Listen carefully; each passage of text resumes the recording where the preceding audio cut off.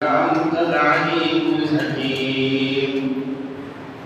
سبحان ربك رب العزة عما يصفون وسلام على المرسلين وسلام على من اتبع الهدى إلى يوم الدين والحمد لله رب العالمين.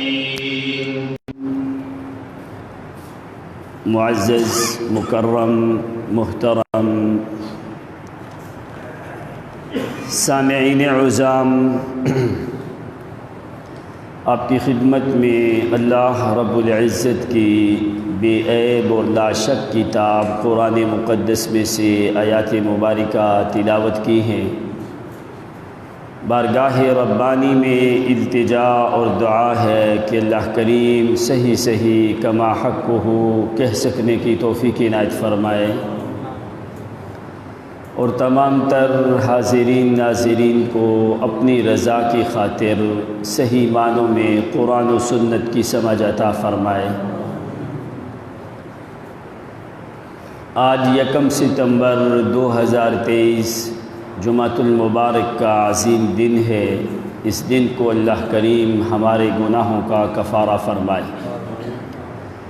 بالترتیب جو ہے سیرت کے موضوع پہ آج تیسرا جمعہ ہے کہ نبی اکرم صلی اللہ علیہ وسلم کے بارے میں، اس لیے کہ باقی انبیاء کے واقعات کچھ مختصراً بیان ہو چکے ہیں، اور نبی اکرم صلی اللہ علیہ وسلم کی کیسے ابتدا ہوئی، کہاں سے کہاں تک یہ قریشی خاندان والے لوگ کہاں سے آباد ہوئے، اس کی ڈیٹیل کچھ جو ہے پہلے 2 جمعے گزر چکے ہیں۔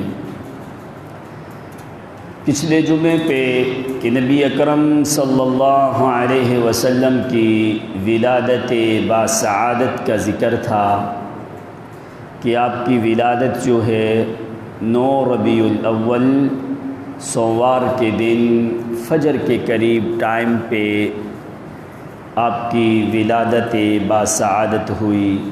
کیسے کیسے آپ کے خاندان کے لوگ کون سی خدمات سر انجام دیتے رہے، کیسے بنو زہرہ سے نبی اکرم صلی اللہ علیہ وسلم کے خاندان کا تعلق کیسے ہوا، کہاں سے عبد المطلب نے ابتلا کی، پھر آپ کی والدہ اور آپ کے والد کا نکاح کیسے ہوا، پھر نبی علیہ الصلوۃ والسلام کی شعب بنی ہاشم میں آپ کی پیدائش ہوئی، پھر سب سے پہلے نبی اکرم صلی اللہ علیہ وسلم کو آپ کی والدہ کے بعد دودھ پلانے والی جو عورت تھی ایک کا ذکر پہلے ہوا، سویبہ جو کہ مولات ابی لہب میں سے تھی، اور سب سے پہلے نبی علیہ الصلوۃ والسلام کو اٹھانے والی عورت الشفا بنت عمر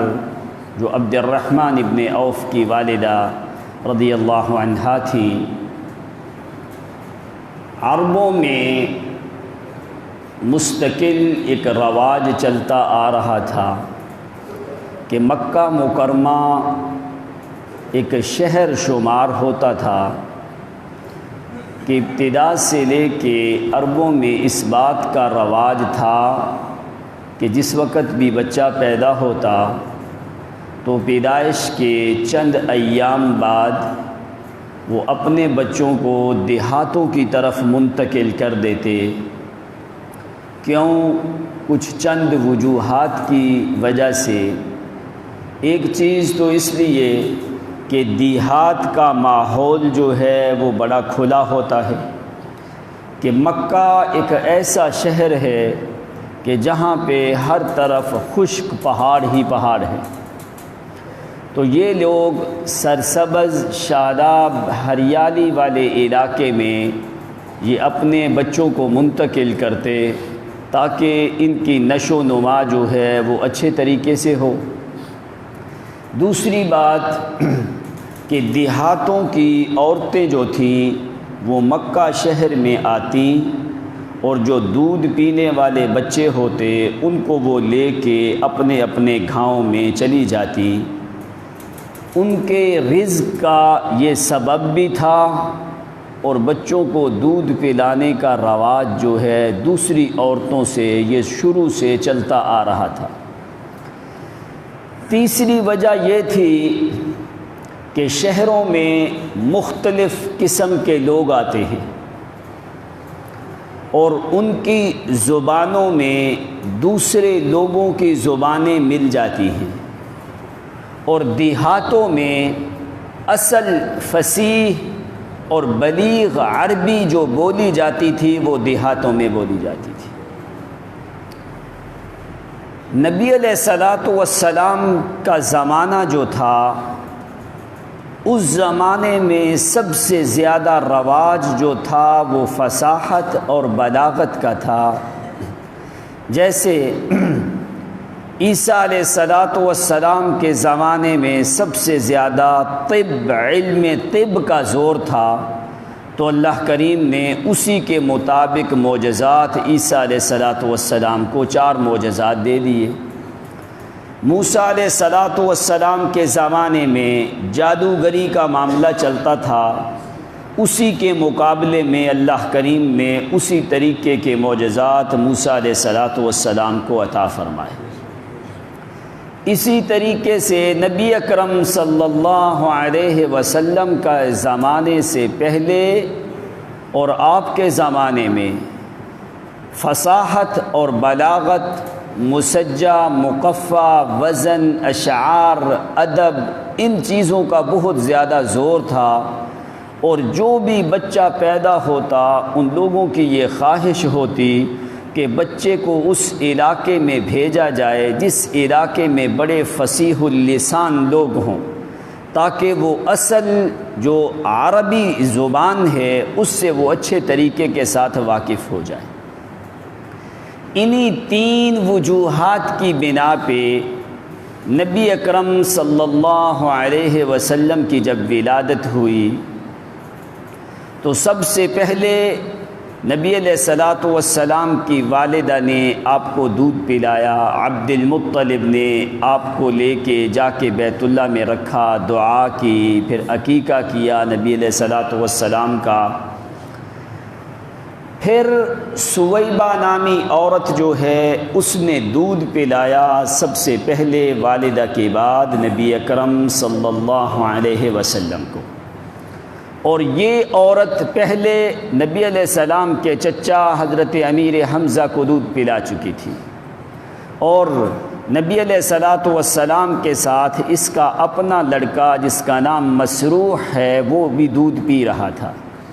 تیسرا ابو سلمہ مخزومی صحابی رسول کو بھی اس عورت نے دودھ پلایا، یعنی کہ یہ 3 رضائی بھائی ہوئے نبی علیہ الصلوۃ والسلام کے سویبہ نامی عورت سے۔ اس کے بعد پھر جو آپ کی والدہ ہیں ان کو خواب میں اشارہ ملا کہ آپ اپنے لڑکے کو بنی سعد ابن بکر کی وادی میں بھیجو، اور خاندان ابو زویب کی پرورش میں، ابو زویب بکر ابن سعد کے قبیلے سے آل ابی زویب سے اپنے بچے کو دودھ پلایا جائے۔ اب نبی علیہ الصلوۃ والسلام کی چند دن کی عمر ہے، جو یہ سارے معاملات ہوتے رہے، جیسا آپ سن کے آئے ہو کہ کیسے کیسے قریشیوں کی تاریخ ہے، یہ سارے اسباب اللہ کریم نبی اکرم صلی اللہ علیہ وسلم کے لیے خود مہیا کرتے رہے۔ جو چیزیں بھی اعلیٰ تھیں اللہ تعالیٰ وہ نبی علیہ الصلوۃ والسلام کے حصے اور نصیب میں لاتا رہا۔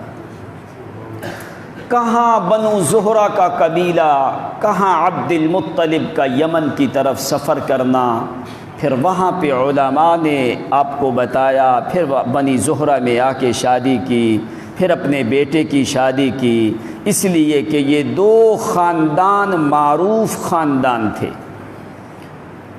تو جس وقت آپ کی والدہ کو خواب میں یہ اشارہ ہوا کہ اپنے بچے کو بکر ابن سعد کی وادی میں من آل ابی زویب کے خاندان سے اس کو رضاعت کروائی جائے، دودھ پلایا جائے، ادھر سے طائف کے علاقے سے، یہ سعد ابن بکر کا علاقہ جو ہے یہ طائف کا علاقہ ہے، مکہ مکرمہ سے 70 کلومیٹر سے زیادہ کی مسافت پہ ہے، جہاں پہ یہ قبیلہ آباد تھا، اور یہ قبیلہ وہاں کے درخت سرسبز کچھ شاداب علاقہ تھا اور کھلی فضا ہے۔ آج کے زمانے میں بھی ابھی تک وہاں پہ جو ہے وہ کھلا علاقہ ہے، کچھ چند گھر آباد ہیں وہاں پہ، لیکن وہ زیادہ تر علاقہ جو ہے وہ کھلا ہے۔ ابھی بھی وہاں پہ بھیڑ بکریوں کا جو ہے اونٹ بھیڑ بکریاں گائے وغیرہ چرا کے وہ لوگ وہاں پہ گزارا کرنے والے لوگ ہیں۔ تو اس قبیلے کی 10 عورتیں 10 نسوہ من بنی سعد ابن بکر جاءت الی مکہ، اس قبیلے کی 10 عورتیں جو ہیں وہ مکہ کی سرزمین میں آئیں، کہ جیسے ان کی سفر کی روٹین تھی کہ ہر سال میں وہ یہاں پہ آتی، آ کے مکہ سے جو معصوم بچے پیدا ہوتے ان کو دودھ پلانے کے لیے وہ اپنی وادی میں لے جاتی اپنے گاؤں میں، اور پھر ان بچوں کے والدین سے اس کی اجرت طلب کی جاتی۔ 10 عورتیں جس وقت مکہ میں پہنچی تو انہی میں حلیمۃ السعدیہ رضی اللہ عنہا، جن کے والد کا نام ہے عبداللہ بن حارث اور جس کے خاوند کا نام ہے حارث بن عبد العزہ، اور حلیمۃ السعدیہ بنت ابی زویب، ان کے والد کو یہ نسل چلتی آ رہی تھی، یہ ان کی کنیت تھی۔ یہ عورت جو ہے ایک اونٹنی اور ایک گدی کے اوپر، یہ میاں بیوی دونوں سوار ہو کے ایک ان کے ساتھ معصوم بچہ ہے جس کا نام بھی عبداللہ ہے۔ یہ لوگ جو ہیں یہاں مکہ میں آئے، 9 عورتوں کو بچے مل گئے مالدار خاندان کے۔ جس وقت ان کو پتہ چلا کہ بنی ہاشم میں قریشیوں میں ایک یتیم بچہ ہے، ان عورتوں نے اس یتیم بچے کو قبول نہیں کیا۔ کیوں؟ اس لیے انہوں نے کہا کہ بچوں کو دودھ پلانے کی اجرت ان بچوں کے والد دیتے ہیں، اور یہ بچہ یتیم ہے، اس کی اجرت کون دے گا؟ لِأَجْلِ هَذَا تَرَكُوهُ النَّبِيُّ صلی اللہ علیہ وسلم، اس وجہ سے آ کے ان 9 عورتوں نے نبی اکرم صلی اللہ علیہ وسلم کو نہیں لیا۔ چند دن یہ رہیں تلاش کر کے، یہ لوگ عورتیں جانے لگیں، مکہ سے باہر ہیں۔ اب حلیمۃ السعدیہ اس نے اپنے خاوند سے مشورہ کیا کہ ما رأیک، تمہاری کیا رائے ہے، اگر ہم بنو ہاشم کا قریشیوں کا یتیم بچہ لیں، لعل اللہ لنا الخیر والبرکہ، کہ اللہ کریم ہمارے لیے شاید خیر اور برکت کے دروازے اس یتیم کی کفالت میں کھول دے۔ تو جو خاوند ہے حلیمۃ السعدیہ کا، اس نے رضامندی ظاہر کی، اس نے کہا ایسے خالی واپس لوٹ جانا یہ تو غلط ہے، اس لیے کہ تمہارے جو ساتھ والی قبیلے کی عورتیں آئی ہیں وہ کہیں گی کہ اس کو بچہ ہی نہیں ملا، تو اللہ تعالیٰ ہمارے حصے میں اگر یتیم بچہ ہے تو ہم یتیم کو ہی لیتے ہیں، اللہ تعالیٰ ہو سکتا ہے ہمارے لیے خیر اور برکات کے دروازے کھول دے۔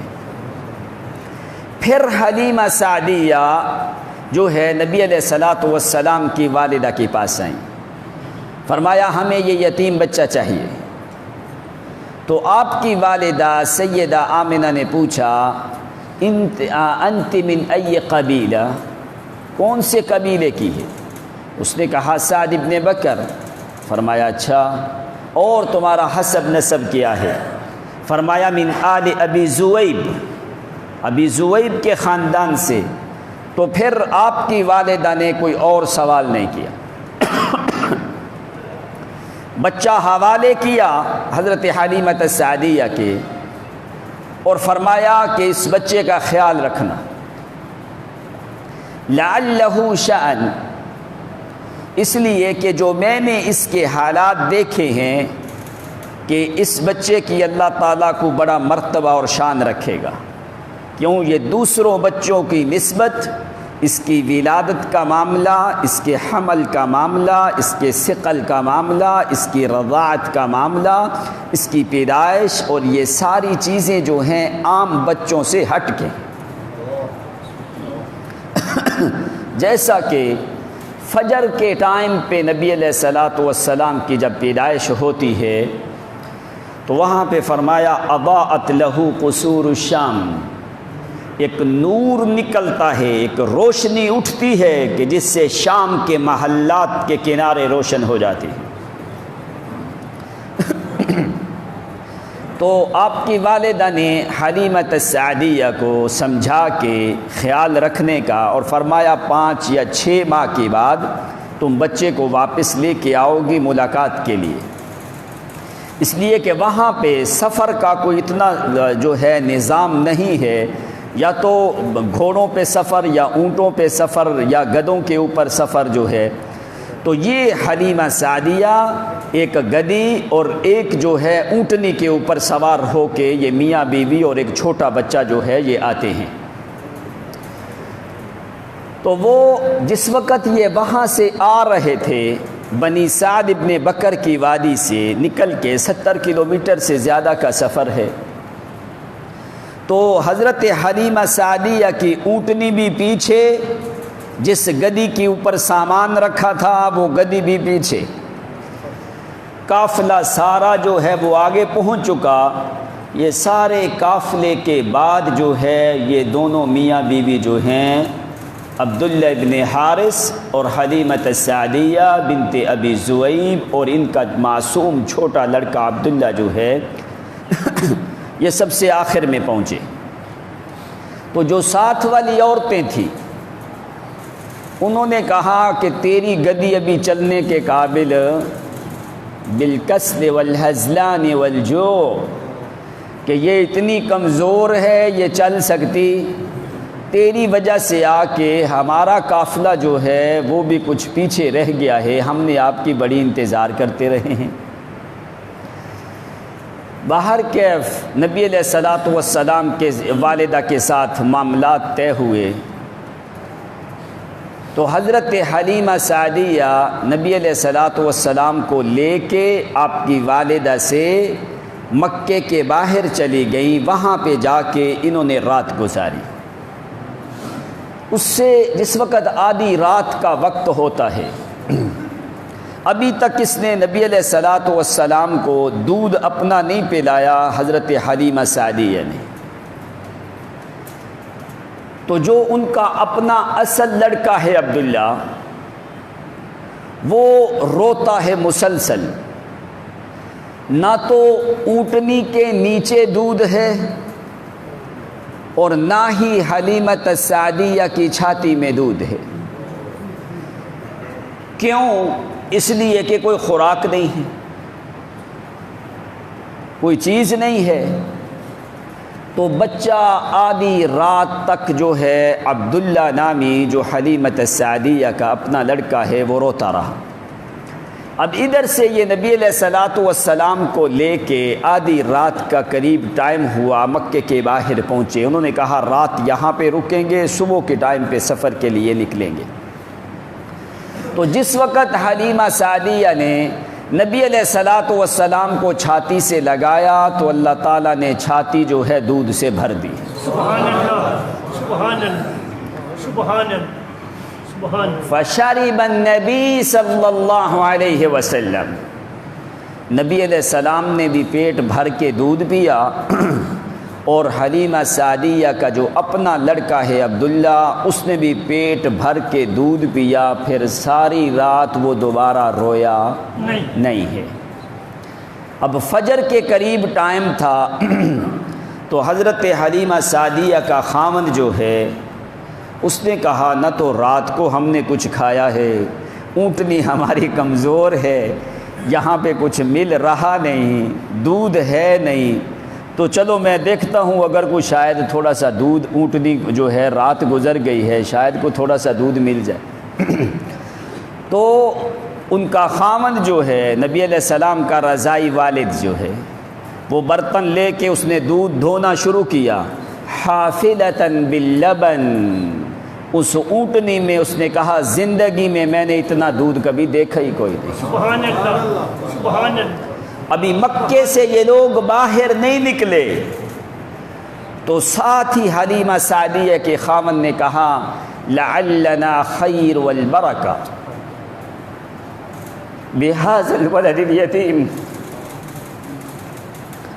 اس نے کہا جس معصوم کو کوئی رضاعت کے لیے قبول نہیں کرتا تھا، ابھی تو ہم اس مکے سے نکلے بھی نہیں تو اللہ تعالیٰ نے ہمارے لیے رحمت، خیر اور برکات کے دروازے ابھی سے کھول دیے۔ سبحان اللہ، سبحان ابھی تو ہم نے لیا ہے تو اللہ تعالیٰ نے خیر اور برکت کے دروازے کھول دیے، تو ابھی جس وقت ہم اس کی پرورش کریں گے پھر اللہ کریم کتنی ہمیں خیر اور برکت دے گا۔ اب ان لوگوں نے رات یہاں پہ گزاری، اب صبح کا ٹائم ہوتا ہے، فجر کے بعد نبی علیہ الصلاۃ والسلام کو لے کے یہ قافلہ پورا جو ہے مکہ مکرمہ سے روانہ ہوتا ہے، چلا جا رہا ہے بکر ابن سعد کی وادی میں جو 70 کلومیٹر سے زیادہ کی مسافت ہے۔ اب جس وقت نکلے تو قافلہ پورا تیار ہے، تو جو حلیمہ سعدیہ کی جو گدی ہے وہ پورے قافلے سے آگے چلتی ہے۔ اللہ، اللہ۔ تو جو ہے عبداللہ بن حارث جو خامد ہے، حارث ابن عبد العزہ، وہ جس اونٹنی کے اوپر سوار ہے وہ اونٹنی بھی پورے قافلے سے آگے، سارا قافلہ پیچھے۔ انہوں نے بڑا زور لگایا، تاریخ کی کتابیں اٹھا کے دیکھو، فرمایا وَلَمْ يَلْحَقْ مِنَ الْحُمُرِ وَلَا مِنَ النَّاقَةِ، کوئی تیز رفتار گدا، تیز رفتار اونٹ بھی اس قافلے والے کے ساتھ مل سکا نہیں۔ سب سے آگے نبی علیہ الصلاۃ والسلام کی سواریاں ہیں، اونٹنی بھی ہے اور گدی بھی ہے، ایک کے اوپر سامان ہے، ایک کے اوپر کچاوا وہ پلان رکھ کے جو ہے اس کو بنا کے اوپر بیٹھی ہیں حلیمہ سعدیہ۔ عبداللہ اپنا بیٹا بھی ساتھ ہے اور نبی علیہ الصلاۃ والسلام بھی ساتھ ہیں۔ اب یہاں پہ ایک بات ہے، وہ جو پیچھے والی بنی سعد کی عورتیں تھیں انہوں نے حضرت حلیمہ سعدیہ کو کہا وَمَا رَأَيْنَا مِثْلَ هَذَا، یہ ہم کیا دیکھ رہی ہیں؟ آتے دفعہ تیری اونٹنی اور تیری گدی سب سے پیچھے، اب جاتے دفعہ ہم نے بڑا زور لگایا ہے، نہ کوئی گدا نہ اونٹ نہ اونٹنی تیری گدی تک اور تیری اونٹنی تک پہنچنے کی ہمت نہیں رکھتے، تو نے کیا کیا ہے؟ اس نے کہا میں نے کچھ نہیں کیا، میں نے تو اس یتیم کو قبول کیا ہے جس کو تم عورتیں چھوڑ کے آ گئی تھی۔ اب قافلہ ساتھ ہے، اللہ کریم نے کیوں نبی علیہ الصلاۃ والسلام کی سواری کو آگے کیوں رہنے دیا؟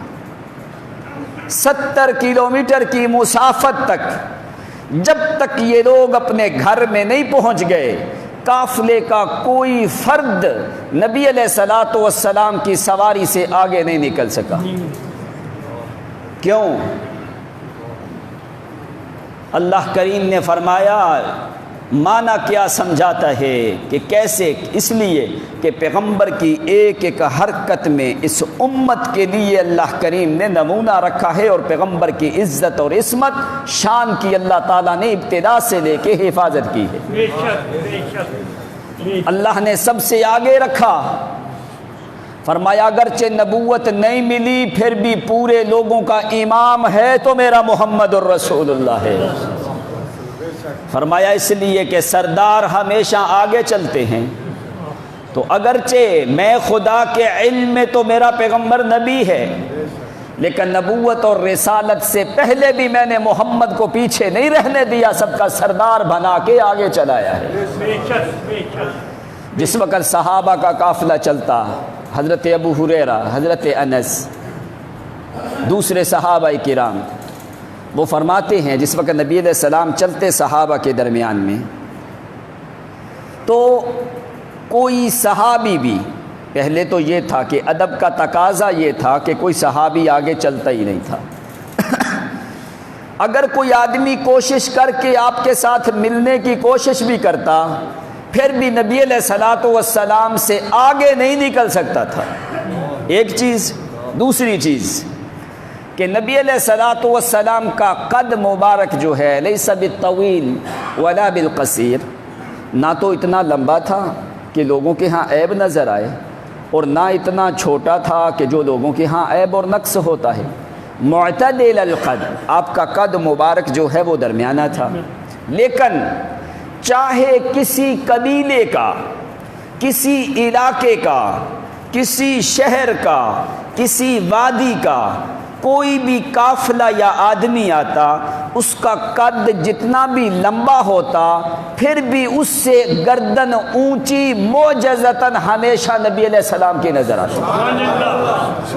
اگر ہزاروں لوگ ہیں تو سب سے زیادہ سر مبارک اونچا جو ہوتا وہ نبی علیہ الصلوۃ والسلام کا ہے۔ یعنی یہ اللہ کریم نے جو ہے معجزات، ابتدا سے اللہ کریم نے پیغمبر کی حفاظت کی ان تمام تر چیزوں میں۔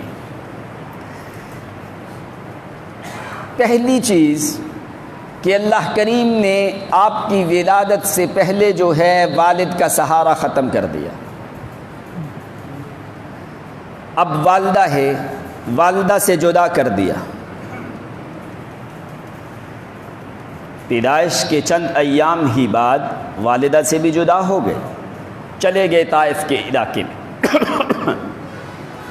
تو وہاں پہ کیا ہے، ان کے پاس جو عام رزق کا سبب جو تھا لوگوں کے ہاں، وہ بھیڑ بکریاں پال کے تو یہ لوگ گزارا کرتے تھے۔ اب جس وقت نبی علیہ الصلوۃ والسلام حضرت حلیمۃ السعدیہ کے گھر میں پہنچ گئے تو وہاں پہ دو بہنیں چھوڑ کے آئی تھی، حلیمہ سعدیہ یعنی اپنی دو بیٹیاں چھوڑ کے آئی تھی۔ ایک کا نام تھا انیسہ، دوسری کا نام تھا جدامہ، جس کو شیما بھی کہا جاتا ہے، ٹھیک ہے۔ اور وہ کیوں شیما کہا جاتا ہے، اصل اس کا نام اور تھا۔ اب یہ ذرا مسئلہ بھی سمجھنا، سویبہ سے جو پہلی عورت ہے، نبی علیہ السلام کے 3 رضائی بھائی تھے، آپ کا حقیقی بھائی اور بہن کوئی بھی، 3 رضائی بھائی سویبہ نامی عورت سے، اور 3 اس حلیمۃ السعدیہ سے، 2 رضائی بہنیں اور ایک لڑکا جس کا نام عبداللہ بن حارث ہے، اور انیسہ اور جدامہ کو شیما کہا جاتا ہے۔ یہ 2 آپ کی رضائی بہنیں ہیں، ٹھیک ہے۔ یعنی ٹوٹل 4 رضائی بھائی ہوئے اور 2 رضائی بہنیں ہوئیں۔ ایک حقیقی والدہ ہے اور 2 عورتوں نے نبی علیہ الصلوۃ والسلام کو دودھ پلایا۔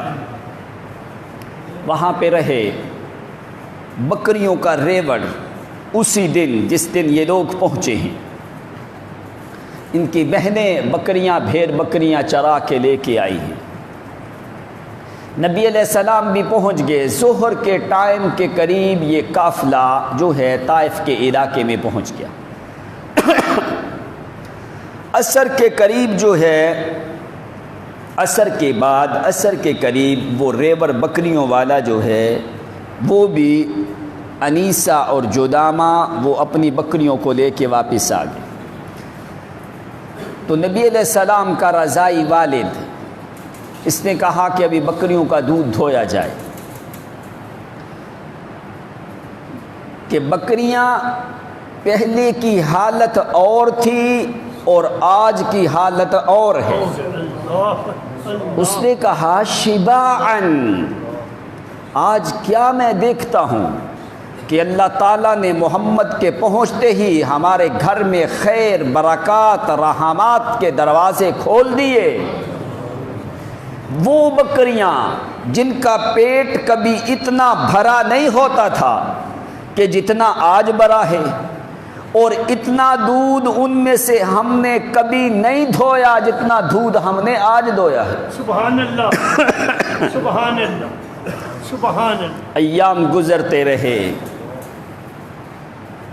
نبی علیہ الصلوۃ والسلام کی پرورش وہاں پہ اس علاقے میں ہوتی رہی۔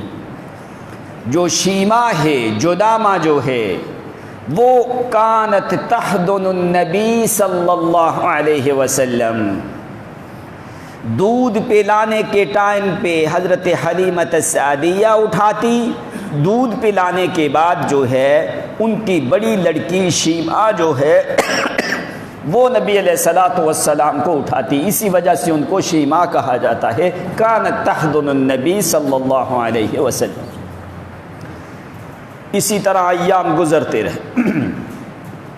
جس دن نبی علیہ الصلوۃ والسلام وہاں پہ طائف کے علاقے میں پہنچے،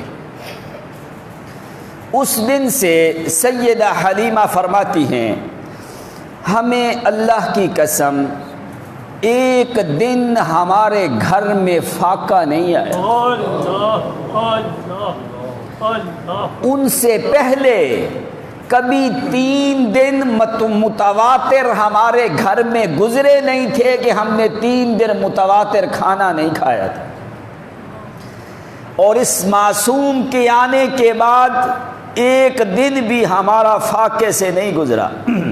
صرف یہاں پہ نہیں کہ جو اگر اونٹنی کی طرف دیکھا جائے اس سے وافر مقدار میں دودھ ہے، اگر بھیڑ بکریوں کی طرف دیکھا جاتا ہے تو کہاں چند بکریاں تھیں، اللہ تعالیٰ نے ہماری بکریوں کو اتنا بڑھایا کہ سینکڑوں کی تعداد میں بکریاں ہو۔ سبحان اللہ، سبحان اللہ، سبحان اللہ۔ حتیٰ کہ بنی سعد والے لوگ جو ہیں ان چیزوں کے بارے میں حسد کرنے لگے۔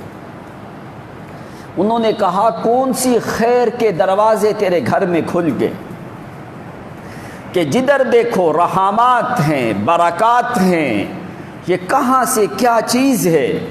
ایسی باتیں سنتے سناتے پھر بہت سی چیزیں ایسی نمودار ہوتی کہ نبی علیہ الصلوۃ والسلام جب بچوں میں کھیلتے تو آپ کے کھیلنے کا انداز دوسرے بچوں کی نسبت الگ ہوتا، یعنی بڑی شرم و حیا میں، بڑی عزت احترام میں، بڑی قدر و منزلت میں، بڑے روب پروقار جو ہے حیثیت میں، ایسے نہیں یعنی ایسے نبی علیہ الصلوۃ والسلام اس علاقے میں گھومتے تو جو بھی آنے جانے والی عورت دیکھتی نا،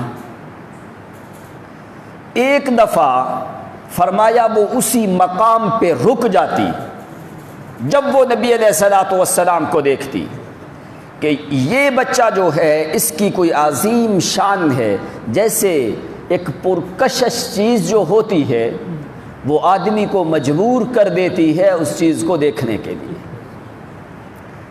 تو اللہ کریم نے ابتدا سے پیغمبر کے وجود میں ایسے اثرات رکھے، اتنی زمین میں کش ثقل نہیں ہے جتنی محمد کے وجود میں کش محبت اللہ نے رکھی ہے۔ سبحان اللہ، سبحان اللہ، سبحان اللہ۔ جس وقت معاملات ہوئے چلتے رہے، نبی علیہ الصلوۃ والسلام 6 ماہ کے بعد حضرت حلیمۃ السعدیہ نبی علیہ السلام کو لے کے آتی ہیں مکہ میں، آپ کی والدہ کے پاس چند دن رک کے پھر اس کے بعد واپس لے جاتی ہیں، اور پھر جو واقعات ہوتے بڑے لمبے واقعات ہیں، کیسے کیسے ہوتا رہا وہ سارے آ کے بتاتی رہتی۔ مستبشراً و مسروراً، حلیمہ سعدیہ فرماتی ہیں کہ میں زندگی میں اتنی راحت، سکون، استبشار، بشارت، لذت، رافت میں نے کبھی نہیں دیکھی۔ جب سے محمد میرے گھر میں آیا ہے، اللہ نے میرے گھر میں اور میرے دل میں اتنا سکون نازل کر دیا ہے، اتنی رحمت اور برکات کا نزول کیا ہے کہ پھر میرے دل میں اتنی محبت میرے اپنے بیٹے عبداللہ کی نہیں ہے جتنی محبت میرے دل میں محمد الرسول اللہ کی ہے۔ سبحان اللہ، سبحان اللہ۔ وہ کہتی ہیں یہ چیز میرے اختیار میں نہیں تھی کہ اتنا غم، فکر، تڑب، طلب جو ہے اتنی مجھے اپنے بیٹے کی نہیں ہوتی تھی جتنی محمد ابن عبداللہ کی ہوتی تھی۔ ایک دن کہتی ہیں یہودیوں کا ایک قافلہ وہاں سے گزرا تو سیدہ حلیمۃ السعدیہ نے جو ہے ان کے ساتھ دو باتیں کی۔ ان کی وادی سے گزرا، وہاں پہ رکا، ادھر ان کی نگاہیں نبی علیہ الصلوۃ والسلام کے اوپر پڑ گئی۔ انہوں نے بلا لیا کہ اس لڑکے کے وارث کون ہیں؟ تمہیں پتہ یہودی ابتدا سے لے کے اسلام کے دشمن ہیں، اور وہ اسی انتظار میں تھے کہ کہیں سے وہ وقت قریب ہے، کیوں سارا کچھ کتابوں میں لکھا ہوا تھا کہ وہ پیغمبر کہاں پیدا ہوگا، کہاں پہ اس کی رضاعت ہوگی، کہاں پہ وہ دودھ پیے گا، کتنے ایام کدھر رہے گا، کیسے کیسا حلیہ، کیسا مزاج، اس کی طبیعت، اس کی رنگت، علامات، نشانیاں ساری جو ہیں اللہ کریم نے پہلی کتابوں میں لکھی تھی۔ وہ یہودیوں نے فوری وہاں پہ بلا لیا۔ انہوں نے پوچھا اولد یتیم ھذا، اللہ اللہ اللہ، کیا یہ بچہ یتیم ہے؟ اذا کان ھو یتیم لقتلناہ، اس سے پوچھا حلیمۃ السعدیہ سے کہ اس بچے کا رہن سہن کیسا ہے، اللہ اللہ، کیسے یہ بچہ رات کو سوتا ہے، کیسے یہ اٹھتا ہے، کب سے لے کے آئی ہو، کیسی اس کی طبیعت اور رہن سہن، اس کی چال ڈھال جو ہے وہ مکمل طور پہ نبی علیہ السلام کے چہرے کی طرف دیکھ کے سارا کچھ کر کے اپنے ساتھی کو یہودی کہنے لگے واللہ اہو یتیم، اللہ کی قسم ہماری کتابوں میں جو علامات اس معصوم نبی کی لکھی ہیں، ہمارے علم کے مطابق وہ یہی بچہ ہے جس میں وہ نشانیاں ظاہر ہوتی ہیں۔ سبحان اللہ، سبحان اللہ۔ سارا کچھ دیکھ کے کہنے لگے ہاں فیصلہ کیا کرتے ہیں، ہمیں تو پتہ کوئی نہیں، اس کے گھر والے جو یہاں پہ لوگ ہیں ان کو بلاتے ہیں، اس نبی کے بارے میں تو یہ لکھا ہے کہ وہ نبی یتیم پیدا ہوگا، اگر یہ بچہ یتیم ہوا تو اس بچے کو یہاں پہ قتل کریں گے تاکہ بنی اسماعیل سے نبی آ ہی نہ سکے۔ وہ پرانی دشمنی چلتی آ رہی تھی، اس لیے ان کو اس بات سے عداوت تھی کہ سارے نبی بنی اسحاق سے آئے ہیں اور وہ آخری نبی بنی اسماعیل میں آ کے پوری دنیا کا سید اور امام بنے گا، یہ ہمارے لیے عیب کی بات ہے، اس لیے ہم نے اس بچے کو زندہ رہنے ہی نہیں دینا۔ کہنے لگے بلاؤ۔ جس وقت حلیمۃ السعدیہ بھی پہنچ گئی، عبداللہ بن حارث جو خامد ہے وہ بھی پہنچ جاتا ہے۔ وہ کہنے لگے بڑے نرم مزاج سے، کہنے لگے حلیمہ سعدیہ کو یہ بچہ ہمیں بڑا محبوب نظر آتا ہے، یہ بچہ بڑا پیارا ہے، ہمارا دل کرتا ہے اس بچے کو دیکھتے رہیں۔ کیا باتوں باتوں میں پوچھنے لگے آہو ولد یتیم، بتا کیا یہ بچہ یتیم تو نہیں ہے؟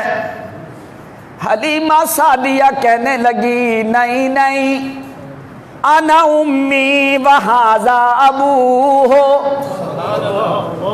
انہوں نے کہا کیا بچہ یتیم ہے؟ حلیمہ سعدیہ کہنے لگی میں اس بچے کی والدہ ہوں اور یہ اس بچے کا باپ ہے، میرا خامند ہے۔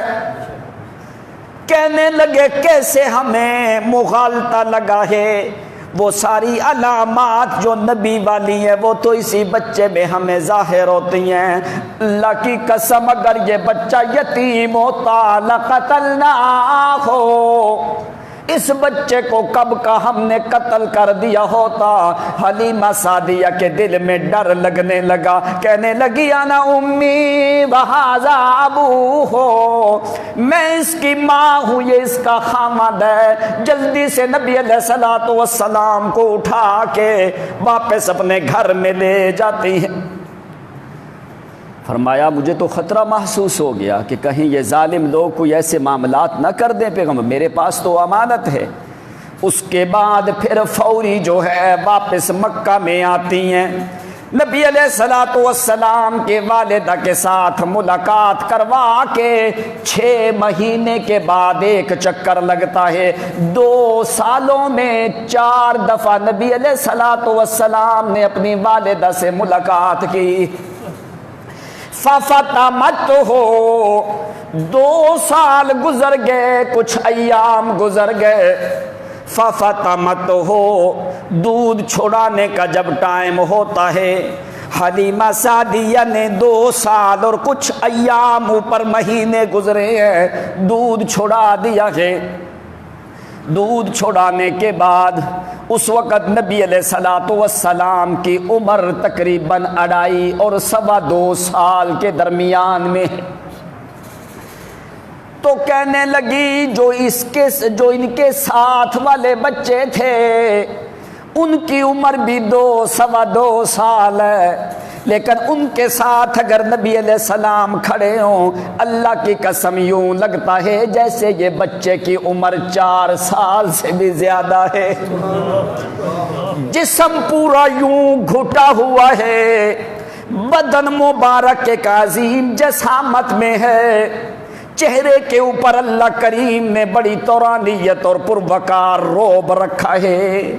پورے اعضاء کے اوپر جو ہڈیاں ہیں وہ ظاہر نظر نہیں آتی ہیں، گھٹا ہوا بدن ہے، متماسک البدن، پورا بدن مبارک گھٹا ہوا ہے، کوئی رگیں اوپر نیچے سے نظر بھی نہیں آتی۔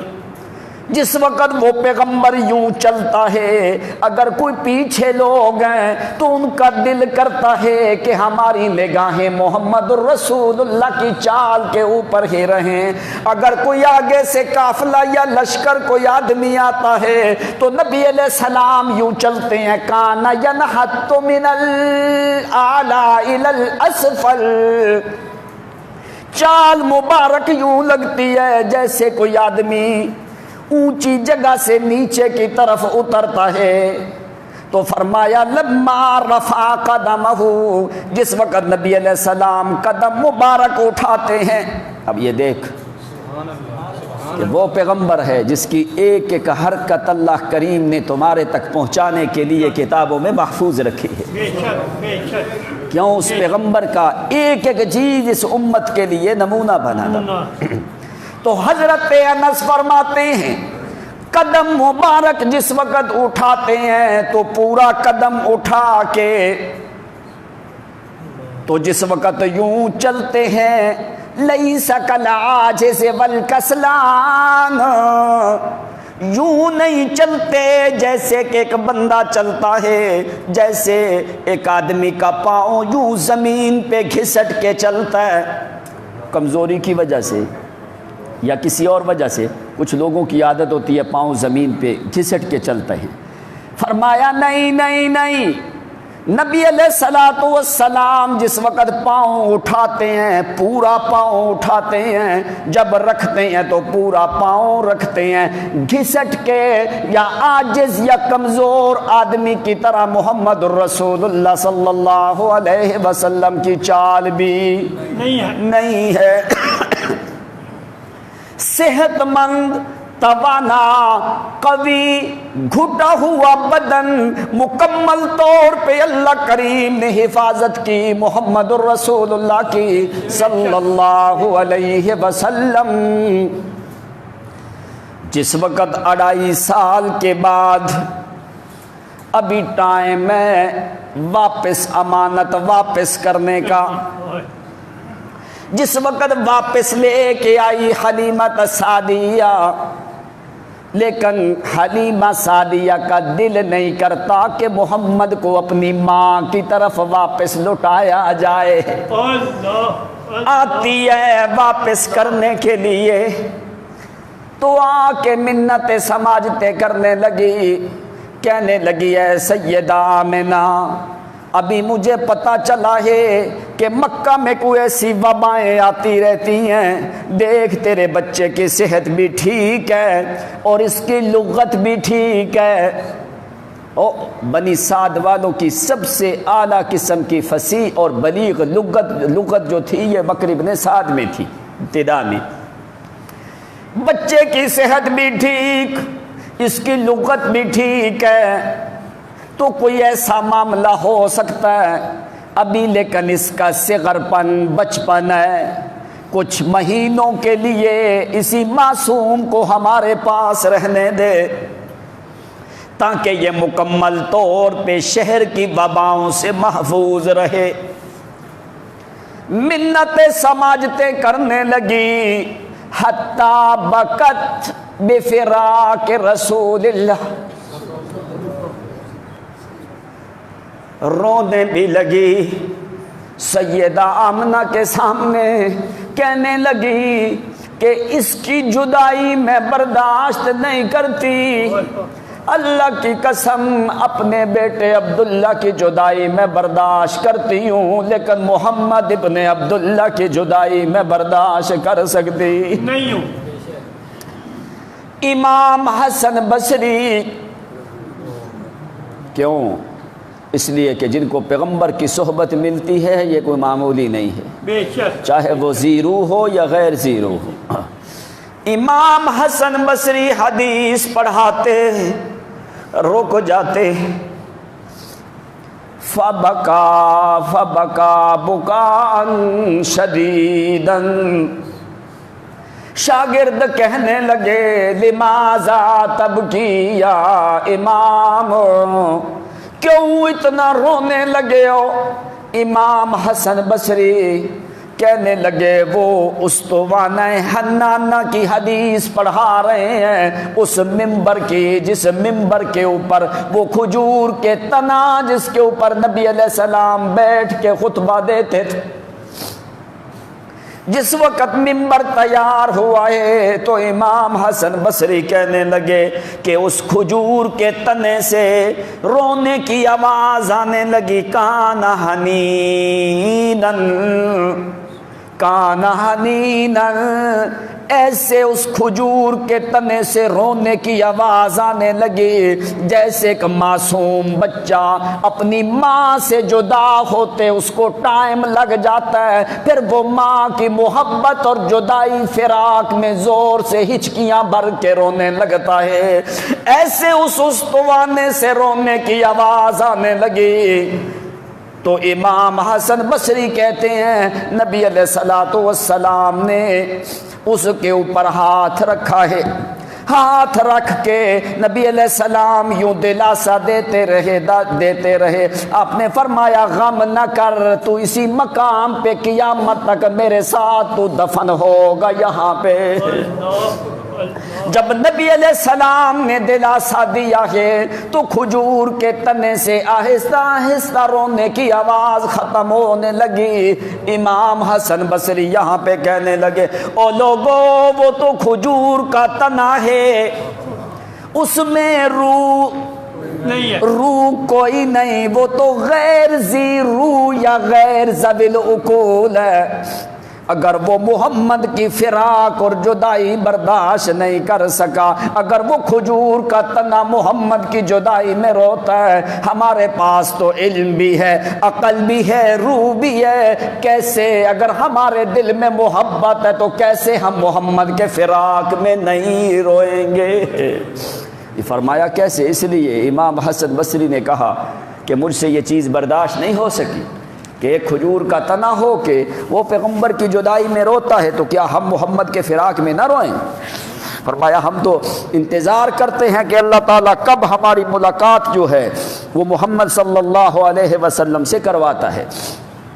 یعنی ابتدا سے لے کے، شروع سے لے کے، چاہے کوئی ذی روح ہے، ذوی العقول ہے یا غیر ذوی العقول ہے، جس کی نسبت پیغمبر کے ساتھ ہوتی گئی ہے، اللہ تعالیٰ اس کو ایسے نہیں چھوڑا، اس محبت کو دنیا کے سامنے ظاہر کیا گیا ہے۔ کیوں کہ اگر غیر ذوی العقول پیغمبر سے اتنی محبت کرتے ہیں، خدا نے تمہیں عقل دی ہے، تیرے دل میں بھی سب سے زیادہ محبت ہو تو محمد الرسول اللہ کی بے شک بے شک ہونی چاہیے کہ نہیں ہونی چاہیے؟ پھر صحابہ نے کر کے دکھائی ہے کہ نہیں دکھائی؟ صحابہ سے بڑھ کے کوئی دنیا میں ایسا شخص نہیں جس نے محمد سے محبت کی ہو۔ منتیں سماجتیں کر کے حلیمت سعدیہ پھر نبی علیہ الصلوۃ والسلام کو لے کے واپس طائف کے علاقے میں چلی گئی۔ والدہ کو راضی کیا ہے مستبشرا مسرورا وفرحت، نبی علیہ الصلوۃ والسلام کو لے کے پھر واپس چلی جاتی ہیں۔ جس وقت واپس چلی گئیں تو وہاں پہ جا کے آپ کی عمر مبارک ابھی 3 سال کے قریب ہونے والی ہے۔ تو وَكَانَ يَلْعَبُ مَعَ الْغِلْمَانِ، نبی علیہ الصلوۃ والسلام باہر بچوں کے ساتھ گھر کے ساتھ ہی جگہ میں کھیل رہے ہیں۔ وہاں پہ ایک چھوٹا سا درخت ہے جو ابھی بھی موجود ہے وہاں پہ، واللہ عالم اب لوگ کہتے ہیں یہ وہی درخت ہے۔ اور جہاں پہ نبی علیہ الصلوۃ والسلام تھے ابھی پہاڑی کے اوپر، اس جگہ کے اوپر 4 دیواری کر کے وہاں پہ چھوٹی سی مسجد ہے جہاں پہ حلیمہ سعدیہ کا مکان تھا، جہاں پہ نبی علیہ الصلوۃ والسلام کی پرورش ہوئی ہے۔ ابھی تک وہ جگہ جو ہے وہاں پہ محفوظ ہے۔ وَكَانَ يَلْعَبُ مَعَ الْغِلْمَانِ، نبی علیہ الصلوۃ والسلام بچوں کے ساتھ اپنے بھائی کے ساتھ کھیل رہے ہیں وہاں پہ، تو 2 بندے آتے ہیں۔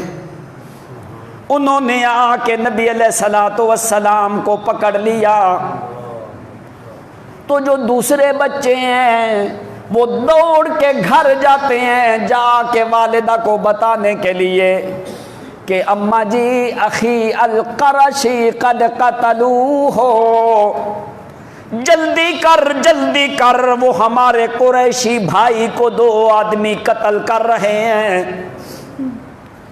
ادھر سے اللہ کریم نے جبریل آتا ہے، 7 فرشتے آتے ہیں، نبی علیہ السلام کو پکڑ کے نبی علیہ السلام کو لٹایا ہے، لٹا کے سینہ مبارک چاک کیا ہے، سینہ مبارک سے فاستخرج قلبہ، نبی علیہ الصلوۃ والسلام کا دل مبارک نکال کے فی طست من ماء زمزم، ایک برتن میں رکھ کے زمزم کے پانی کے ساتھ دھویا ہے۔ اور کس چیز کو؟ دل کو۔ پھر دل کے اندر جو ہے الفت، وہ سیاہ وہ سرخ نقطہ جو ہوتا ہے اس کو نکال کے برتن میں ڈال کے زمزم کے پانی کے ساتھ دھو کے، کیوں دھو کے فرمایا میرا محمد تیرا دل پہلے بھی پاک تھا، بے شک بے شک بے شک تیرا وجود پہلے بھی پاک تھا، بے شک لیکن میں اور پاک کرنا چاہتا تھا تاکہ کوئی بھی شیطانی اثر محمد کے قریب آ سکے۔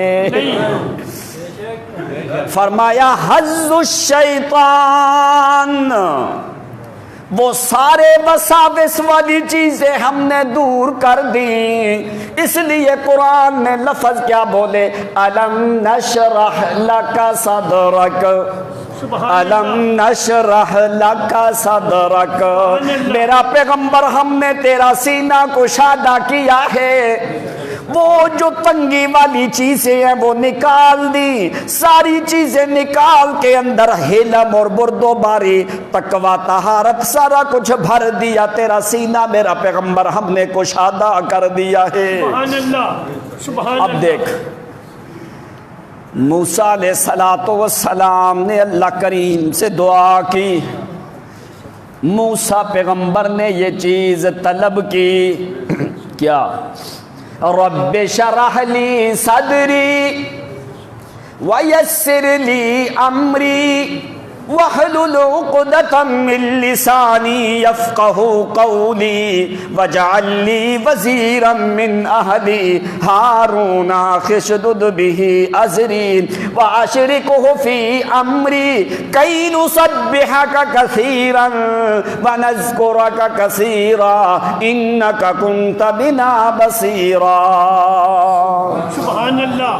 موسیٰ علیہ السلام کہنے لگے رب شرح لی صدری، اللہ میرا سینہ کھول دے، مانگا نا، مانگا، رب شرح لی صدری، اللہ میرا سینہ کھول۔ موسیٰ پیغمبر نے مانگا ہے تو پھر اللہ کریم نے محمد کا سینہ موسیٰ پیغمبر کا سینہ کشادہ کیا ہے۔ موسیٰ نے مانگا تو پھر اللہ نے سینہ کشادہ کیا۔ اللہ فرماتے ہیں میرا محمد تو نے مانگا کوئی نہیں، بغیر مانگے کہ میں نے تیرا سینہ کھول دیا ہے۔ سبحان اللہ، سبحان اللہ۔ فرق ہے کہ نہیں؟ موسیٰ نے مانگا ہے تو پھر میں نے کیا، تو نے میرا پیغمبر مانگا کوئی نہیں، بغیر مانگے کہ الم نشرح لک صدرک، ہم نے بغیر مانگے کہ تیرا سینہ کھول دیا میرا پیغمبر۔ ایک اور مقام آتا ہے، موسیٰ علیہ السلام سے لغزش ہوتی ہے، او فرعونیوں کا بندہ مارا گیا، فَوَقَذَهُ مُوسَى فَقَضَى عَلَيْهِ، او قبطی اور فرعونی لڑتے لڑتے موسیٰ علیہ السلام کی برادری کا بندہ کہنے لگا موسیٰ یہ فرعونی ظالم مجھے مارتا ہے۔ فَوَقَذَهُ مُوسَى، موسیٰ علیہ السلام نے یوں ہٹایا ہے، مارا نہیں۔ وقز کہتے ہیں اس طریقے کے ساتھ یوں پیچھے ہٹایا ہے، فَقَضَى عَلَيْهِ، وہ گرا جان نکل گئی۔ ایک پیغمبر میں 40 آدمیوں سے زیادہ طاقت ہوتی ہے، اگر موسیٰ علیہ السلام نے مارا نہیں صرف ہٹایا پیچھے، گرا مر گیا۔ اب موسیٰ علیہ السلام پریشان ہو گئے، موسیٰ علیہ السلام سے لغزش ہو گئی، فرمایا رب انی ظلمت نفسی فاغفر لی فغفر لا، اللہ مجھ سے ایک بندہ مارا گیا ہے، ارادہ میرا کوئی نہیں، اللہ ظلمت نفسی فاغفر لی فغفر لا، اللہ لغزش ہو گئی، تو مہربانی کر مجھے معاف کر۔ موسیٰ علیہ السلام نے معافی مانگی، اللہ مجھے معاف کر۔ موسیٰ پیغمبر نے معافی مانگی تو پھر اللہ فرماتے ہیں فغفر له، میں نے معاف کر دیا۔ ایک مقام آتا ہے محمد الرسول اللہ سے بھی لغزش ہوتی ہے، کون سی لغزش؟ وہ اجازت طلب کرنے کے لیے آتے ہیں، کہتے ہیں اللہ کے پیغمبر اجازت دو، کوئی کہنے لگا میرا ان بیوتنا عورا وما ہی بعورا، کہنے لگے ہمارے گھر میں بندہ کوئی نہیں، یہ منافق لوگ جو ہیں وہ نبی علیہ السلام سے اجازت مانگنے لگے کہ ہم غزوے میں شریک ہو سکتے نہیں۔ کہنے لگے میرے گھر میں آدمی کوئی نہیں، میرا وجود میں درد ہے، کسی نے پیٹ درد، بخار، سر درد بہانے لگا لگا کے نبی علیہ السلام سے اجازت مانگتے رہے۔ اب یہاں پہ مسئلہ سمجھ، انہوں نے آ کے کہا اللہ کے پیغمبر ہمارے گھر میں کوئی آدمی نہیں، آپ نے فرمایا ٹھیک ہے۔ ایک نے کہا مجھے بخار ہے، آپ نے فرمایا ٹھیک ہے۔ ایک نے کہا مجھے پیٹ میں درد ہے، آپ نے فرمایا ٹھیک ہے۔ ایک نے کہا جی سر میں درد ہے، آپ نے فرمایا ٹھیک ہے، تمہیں بھی اجازت، تمہیں بھی اجازت، تمہیں بھی اجازت ہے۔ اور یہ سارے جھوٹے تھے، منافق تھے، ان کو کچھ بھی نہیں تھا، بس بہانے کرتے تھے تاکہ ہم غزوات میں جا نہ سکیں۔ نبی علیہ الصلوۃ والسلام کیوں؟ اگر مومن ہوتے، مومن بہانے نہیں کرتے، بے شک یہ منافق تھے۔ انہوں نے کہا تاکہ ہم غزوے میں شریک بھی نہ ہوں اور مسلمانوں کو گمراہ کرنے کے لیے ہم انہی کے درمیان میں رہتے ہیں، ہم نے اپنے آپ کو مسلمان بنایا ہوا ہے نا۔ نبی علیہ السلام اجازت دیتے رہے، بہانے لگائے، اصل حقائق یہ چیزیں نہیں۔ اگر نبی علیہ السلام عالم الغیب ہوتے تو آپ ان سے پوچھتے، ایک نے کہا پیٹ میں درد ہے، آپ کہتے میں تو غیب کا علم جانتا ہوں، تیرے پیٹ میں درد شرد نہیں ہے۔ تو کہتا ہے ان بیوتنا عورہ، ہمارا گھر خالی ہے، تیرے گھر میں تو فلاں فلاں آدمی ہے، میں محمد غیب کا علم جانتا ہوں، مجھے پتہ نہیں ہے۔ لیکن قرآن نے یہ مسئلہ سمجھایا کہ اندر کے حالات کا جاننے والا ہے تو صرف ایک ذات ہے، بے شک کوئی اور جان سکتا۔ بے شک۔ اب یہ لغزش ہو گئی۔ اب قرآن نے لفظ دیکھ کیا بولے، موسیٰ علیہ السلام سے لغزش ہوتی ہے، معافی مانگی، پھر اللہ نے معاف کیا۔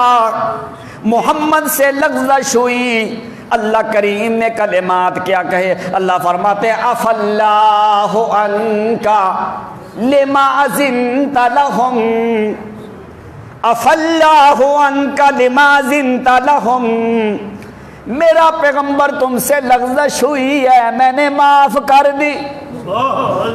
میں نے کیا کیا؟ لیکن بتا میرا نبی لما اذنت لہم، تو نے اجازت کیوں دی ہے؟ موسیٰ سے لغزش ہوتی ہے، وہ معافی مانگی تو اللہ نے معاف کیا۔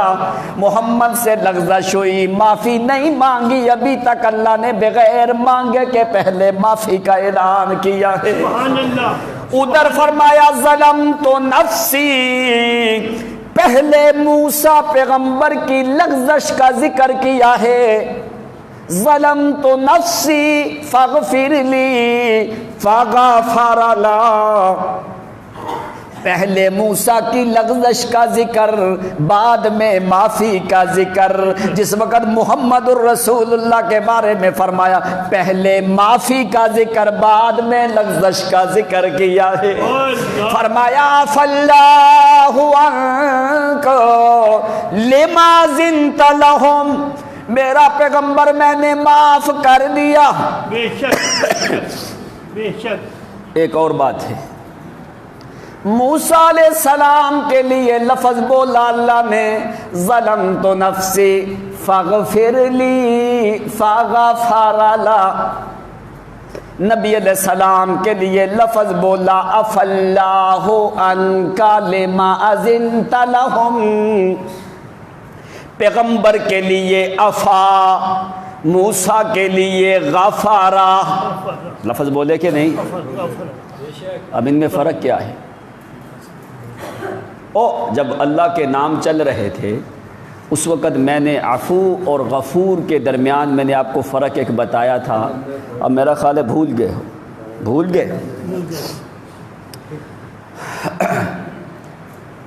غفارہ کا معنی کیا ہوتا ہے؟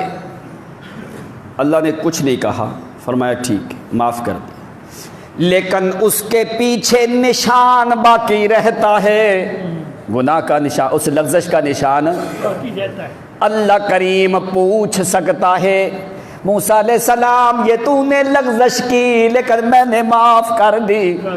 اللہ پوچھ سکتا ہے، جہاں پہ غفر آتا ہے وہاں پہ پوچھا جاتا ہے، وہاں پہ کیا ہوتا ہے؟ جہاں پہ عفا آتا ہے وہاں پہ نشان بھی کوئی نہیں، پوچھا بھی نہیں جاتا۔ عفا اللہ عنک، نہیں سمجھ آیا؟ آ گیا کہ ابھی میں نقشہ بنا کے سمجھا دوں، اگر قلم ہے تو میں ابھی آپ کو سمجھا دیتا ہوں۔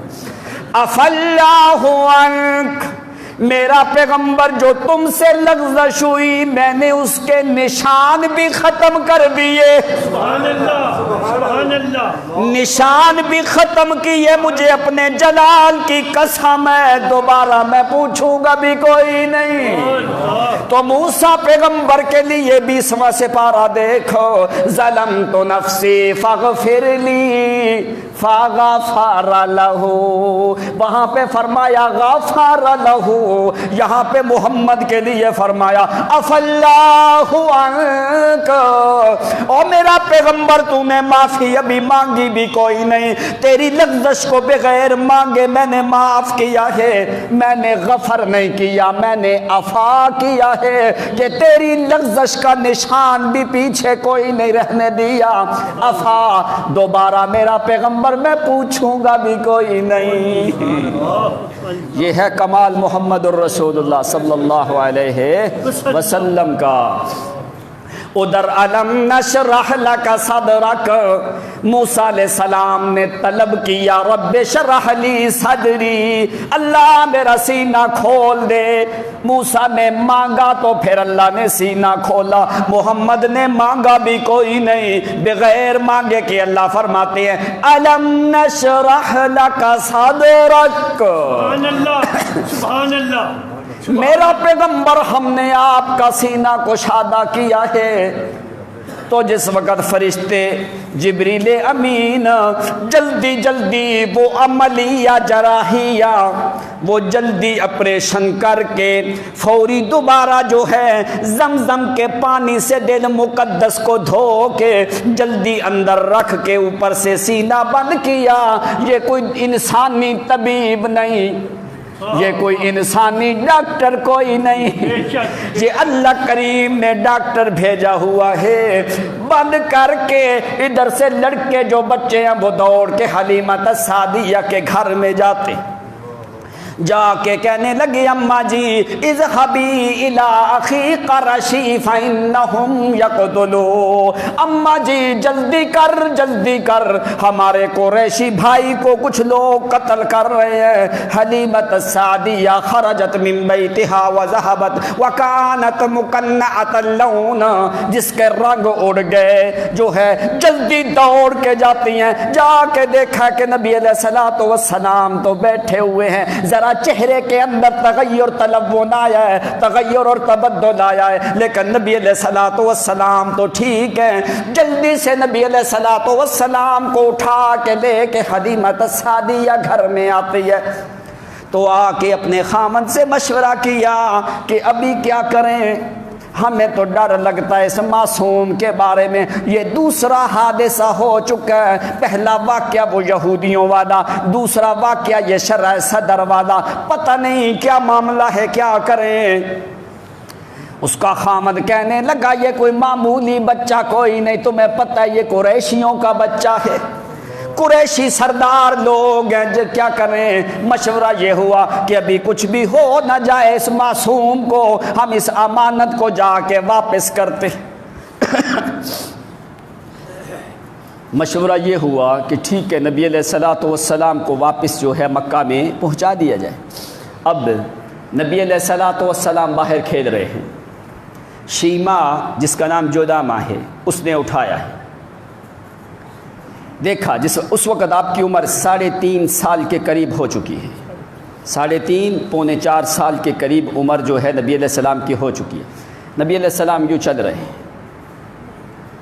دوسرے بچے بھی ہیں اور نبی علیہ السلام بھی ہیں۔ شیما نے جودامہ نے آ کے اپنی والدہ کو بتایا، کہتی اماں جی تو نے دیکھا، او باہر دیکھو ذرا۔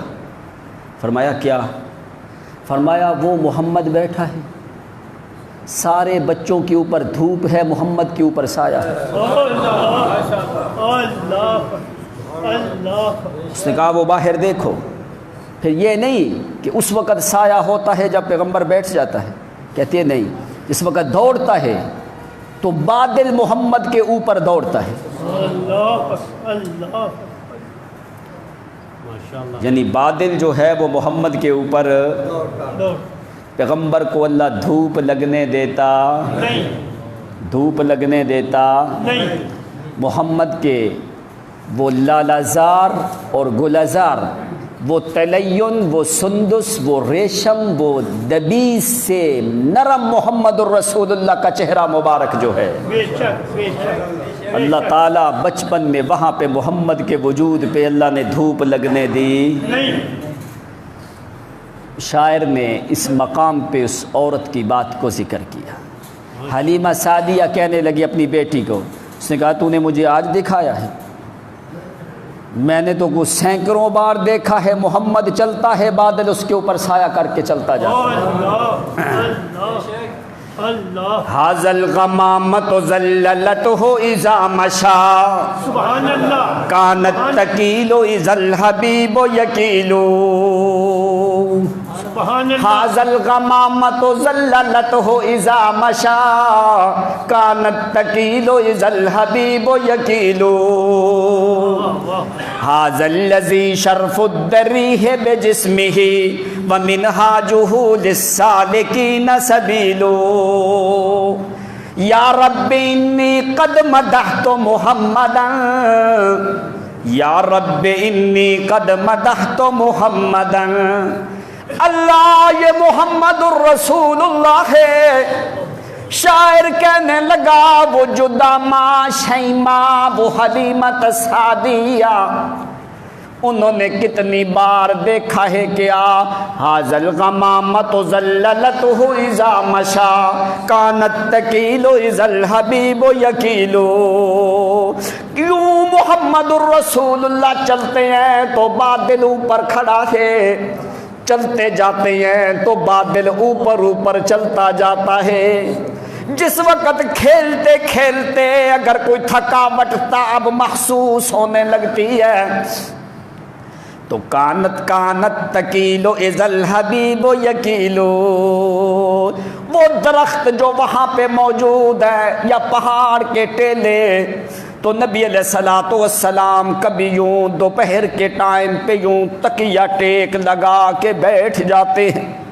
کہتے ہیں چلتے چلتے جب چلتے ہیں تو بادل اوپر چلتا ہے، جب بیٹھ جاتے ہیں تو بادل کو اللہ کی قسم ایک بال برابر آگے نہیں جاتا، وہ محمد کے اوپر کھڑا رہتا ہے. سبحان اللہ سبحان اللہ. کانت تکیلو اذا الحبیب یکیلو. کہنے لگا کتنی دیر کھڑا رہتا ہے. اگر نبی علیہ السلام یوں پہاڑ سے ٹیک لگا کے نبی علیہ السلام یوں سو گئے دوپہر کے ٹائم پہ، جس کو قیلولہ کہا جاتا ہے، کہتے ہیں کانت تکیلو اذا الحبیب یکیلو. کہتا ہے محمد پہاڑ کے ساتھ یوں ٹیک لگا کے قیلولہ کر کے سو رہے ہیں. نیچے محمد نے قیلولہ کیا ہے، اوپر بادل نے قیلولہ کر دیا ہے. اس وقت تک بادل میں حرکت نہیں آتی جب تک کہ محمد الرسول اللہ چلتے نہیں. اللہ کی قسم جب تک محمد نہیں چلتا اس وقت تک بادل بھی چلتا نہیں ہے. سایہ کر کے اوپر کھڑا ہے. مسئلہ سمجھ آیا کہ نہیں؟ جو اللہ محمد کے وجود پہ سورج کی دھوپ نہیں لگنے دیتا، وہ اللہ محمد کے وجود کو کبھی بھی یہودیوں کے حوالے کر سکتا. وہ کبھی بھی جادو کا اثر محمد کے وجود پہ ہونے دیتا نہیں ہے. کیوں علم نشرح لک صدرک، میرا پیغمبر تیرا دل ہم نے زمزم سے دھویا ہے. کیوں لأنہ حظ الشیطان، وہ ساری چیزیں ہم نے دھو دی تاکہ شیطان کا وسوسہ بھی تیرے قریب آ سکتا نہیں ہے. تو جادو بغیر شیطان کی پکار پہ ہوتا نہیں ہے. اس لیے محمد کے وجود پہ جادو جیسی گندگی کا کوئی اثر ہوا کیوں؟ پیغمبر پاک ہے، اس لیے خیال کر کے رکھنا دنیا میں رہنا، کہیں محمد کی توہین نہ کر دینا. کیوں اللہ کریم نے محمد کا دل دھویا ہے؟ تاکہ کوئی شیطان کا وسوسہ بھی جا سکتا نہیں. اب پوری امت کا اس بات پہ اجماع ہے، اجتمعت الامت علی اللہ یقبل الوسواس، پوری امت کا اس بات پہ اجماع ہے کہ محمد کا دل شیطان کے وسوسے بھی قبول کرتا۔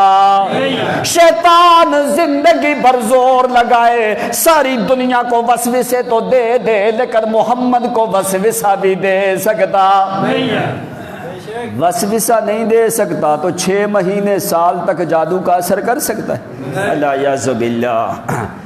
نبی علیہ الصلوۃ والسلام کو واپس لے کے آئیں، ابھی جو ہے 3.5 پونے 4 سال کے قریب عمر مبارک محمد الرسول اللہ کی سیدہ حلیمہ سعدیہ اور ان کے خامن جو ہیں عبداللہ بن حارث، وہ لے کے نبی علیہ الصلوۃ والسلام کو واپس لے کے آتے ہیں۔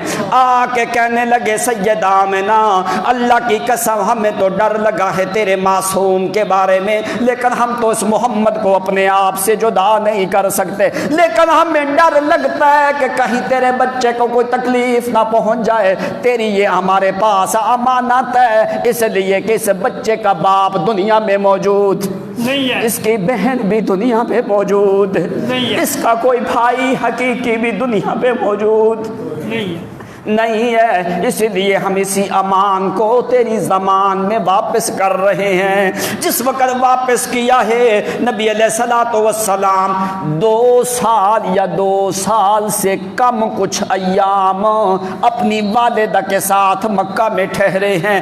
ایک روایت میں ہے 1 سال 9 مہینے وہاں پہ رکے، ایک جگہ پہ ہے 1 سال 10 مہینے مکہ میں رکے، ایک روایت میں 1 سال 11 مہینے کی جس وقت آپ رکے ہیں، یعنی نبی علیہ الصلوۃ والسلام کی عمر مبارک اس وقت 5 سال 10 مہینے یا 9 مہینے یا 11 مہینے ہو چکی ہے، جس سے تقریباً 4 سال کا زمانہ بنی سعد ابن بکر میں گزارا ہے، 2 سال اپنی والدہ کے پاس گزارے ہیں۔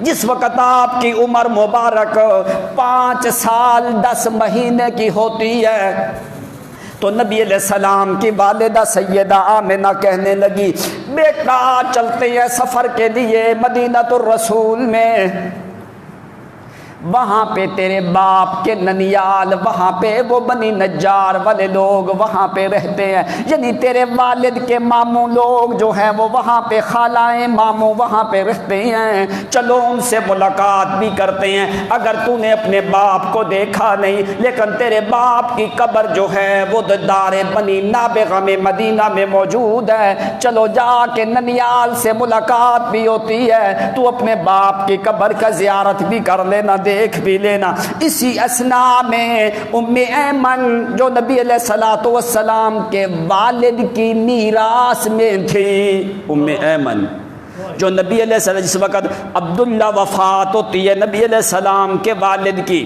اس کی میراث میں یہ ایمن تھی، اسی کی میراث یہ آئی ہے، اور ایک ریبر بکریوں کا عبداللہ کی میراث میں تھا جو نبی علیہ الصلوۃ والسلام کے حصے میں آیا ہے، جو نبی علیہ السلام کے حصے میں آیا۔ پیغمبر کے اوپر کسی نے بھی کوئی خرچہ نہیں کیا، جو لوگ کہتے ہیں نا فلاں نے پرورش کی، فلاں نے پرورش کی، فلاں نے پرورش کی، اللہ کریم نے کسی غیر کا پیسہ محمد کی غذا پہ نہیں لگنے دیا، جو پیغمبر کی اپنی میراث تھی اسی سے نبی علیہ الصلوۃ والسلام کی پرورش ہوتی رہی ہے۔